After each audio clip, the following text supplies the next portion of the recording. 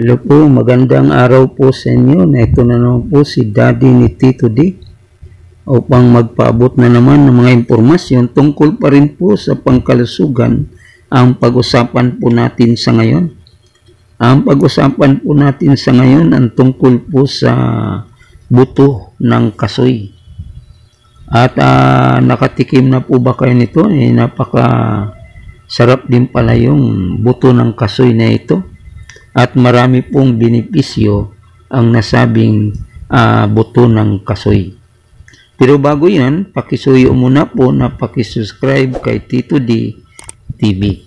Ang pag-usapan po natin sa ngayon ang mga benepisyo dulot ng buto ng kasoy na ito.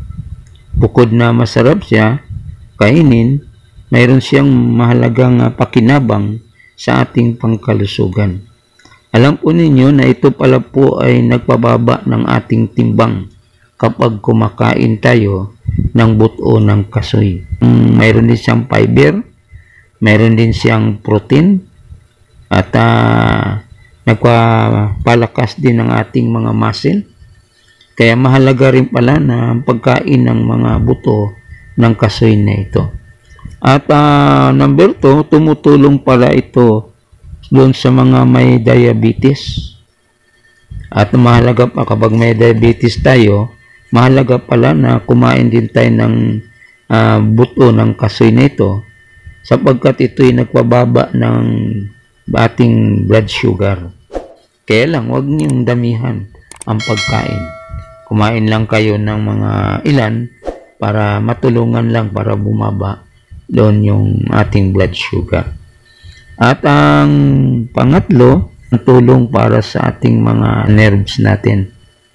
At mayroon din siyang magnesium at mayroon din siyang calcium kasi marami siyang benepisyo sa ating pangkalusugan. At bukod doon, ito pala po ay tumutulong kapag may problema tayo sa ating puso. Kapag may problema tayo sa puso, nagpapaganda ng pangsyon ng ating puso ang pagkain ng buto ng kasoy. Nang mayroon siyang vitamin B6. At nagpapaganda siya ng pangsyon din sa ating utak o sa brain natin. Kaya mahalaga rin pa ang pagkain pala natin ng ganitong buto ng kasoy na ito. Bukod doon, mayroon din siyang anti-inflammatory. At mayaman din siya sa antioxidant. Kaya napakahalaga pala ang pagkain natin ng buto ng kasoy at marami itong benepisyo sa ating pangkalusugan. At yun lang mga kabady ang nais kong pinabot sa inyo, ang mga impormasyon tungkol sa buto ng kasoy. At maraming salamat sa inyong pag-subscribe. Muli, magandang araw sa inyong lahat.